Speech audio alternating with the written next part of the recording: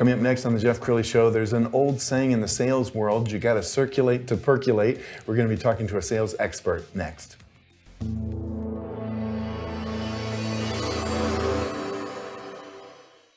Many are predicting that the worst is yet to come, which is unfortunate, said one person here.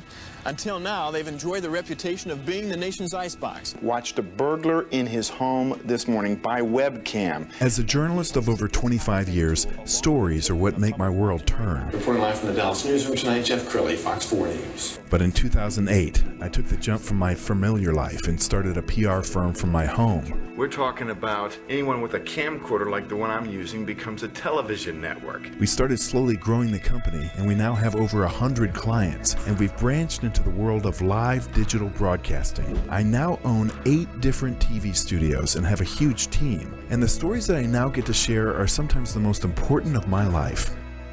Life has a funny way of coming around full circle. This is the Jeff Crilley Show.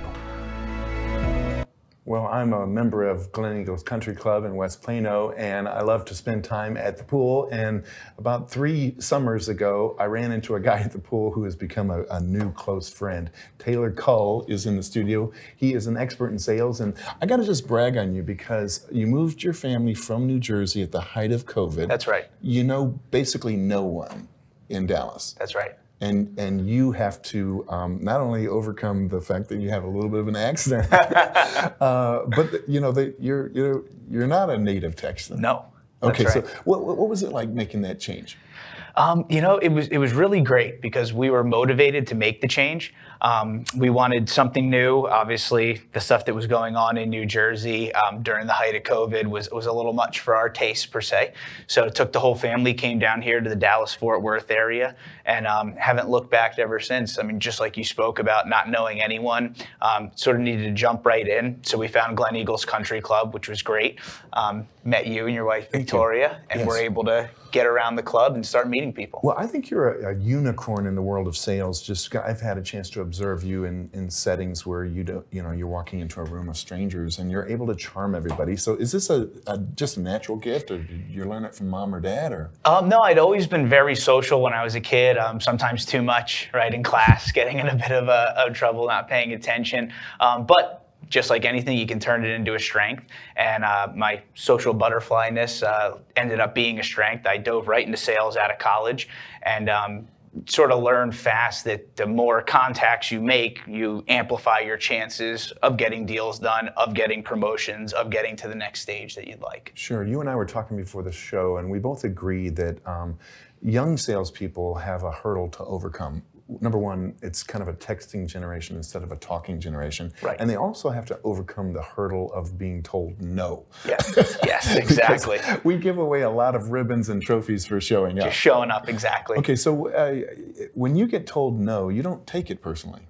No, not at all. And I think that sort of speaks, sort of tying this full circle to some of the stuff we're moving away from in New Jersey, this hyper-emotional state that everyone seems to be in. And I think my generation specifically, being a millennial but not loving what we're known for, people do take things very emotionally, whether it's in politics or speaking of the matter at hand in sales, and you just really can't. You gotta have what they call stoic mindset, where things are neither good nor bad, they just are what they are. So being told no, you can view it as bad if you'd like and get in a bad mood and have that mood extend into the rest of your career, or you can say that was one instance, I got told no, I'm gonna try to get them to a yes, but if they don't, plenty of fish in the sea, and I'll go find another deal. Absolutely. We've got some video from our video library of just sales interactions. And let's talk about making a good first impression. One of the things that I've noticed is that too many salespeople do all the talking, they do no listening. That's right. And you get so much smarter when you listen to the customer. Exactly. Well, I think today what people are looking for is insights. Everyone really has that base information. So if you just show up and present what they already ascertained from your website, you're not doing them any service. So you're spot on, Jeff, where what you want to do is have them be talking 80% of the time, and that gives you the material to then provide insights back. If you're talking the whole time, what are you going to be insightful about? You need to get the info from them garner your insights and then present that back to the customer. And you could be selling the wrong thing. In your mind, you're saying, okay, this guy needs to hear the benefits, and you're preaching benefits, and this person is not a benefits guy. Right. Right? Right. That's exactly right as well. A lot of times, especially when you get to larger companies, marketing sort of from the ivory tower comes up with what they think the value prop is, but you're the one on the ground being the sales representative who really knows what these people want. So some of the younger, newer salespeople tend to just regurgitate what they learned in training or what marketing tells them versus actually interacting with the customer and learning, you know what, they might not care about that feature, but they do care about this one. Sure. I've always felt like if you go into somebody's office, their office tells you a lot in terms of building rapport. Right. Sometimes you're seeing a family picture, you're seeing their alma mater. Talk about like warming the person up before you get into the nitty gritty of the sale. Yeah, absolutely. I think as many personal connections you can make, the better. That's just human nature. Certain things are counterintuitive in sales where you wouldn't necessarily think of it. This is one that is not. Right? This is very intuitive where the more personal connections you can make. I went to that college. My kid plays that sport. We moved, from a different state and made a new home. So you're spot on as far as that rapport building goes. You're doing yourself a disservice if you don't try to make as many of those personal connections outside of the business. Sure. And there's a lot of people who say, well, I'm not a salesperson, but I would suggest that anybody who is married has made a very big sale. There you go. Right? There you go, yeah. And we have something else in common. We both married up. That's right. That's right, absolutely. So let's go ahead and put on the screen. Oh, wow. Look at that. I mean, your wife is actually, Thank you. She's gorgeous, and we've had a chance to go out and do a double date a few times. Absolutely. And, look at that picture. How old was your daughter? That was 1 year old. 1 year old. Yeah. Wow. Look at that handsome couple. That's right. That's right. Tell us more about the family. Yeah, absolutely. Well, it sort of builds into what you and I speak about a lot at the club, which is adversity. So that picture is a great example. My wife and I ended up having our first while we were just engaged. So while all my friends were graduating and spending their newfound money with a job, I had started raising a family right out of school. So facing that adversity and rising to the challenge really gave me a good base for sales. Okay, I got a question for you. As a sales guy, you got 4 women. Yeah, that's right.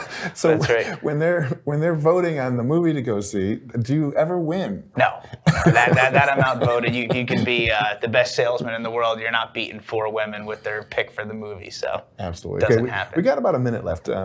Give us some final thoughts and tips to the young salesperson out there who really wants to harness your mojo. Yeah, absolutely. I would say what people crave nowadays is authenticity. I think we've almost hit a maximum point of fancy PowerPoint presentations and things of that nature. You look at some of the phenomenons of our time now, Joe Rogan, Donald Trump, that new song that just came out, Richmond North of Richmond.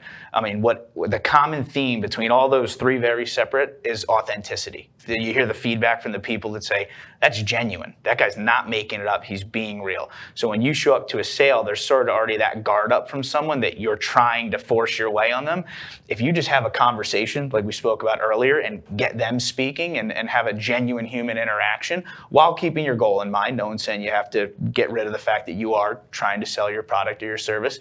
But if you just have a real conversation about it, I think that goes a really long way in today's world where they're used to getting so much sort of canned cookie cutter stuff thrown at them. Taylor, this is great. Thank you for sharing your heart and your wisdom with us, and congrats on your success. We're going to end with his LinkedIn page. Go ahead and connect with him on LinkedIn. And Taylor Kull, thanks for coming on the show. Thanks so much, Jeff. This was a pleasure being here. You bet. That's it for now. We'll see you next time.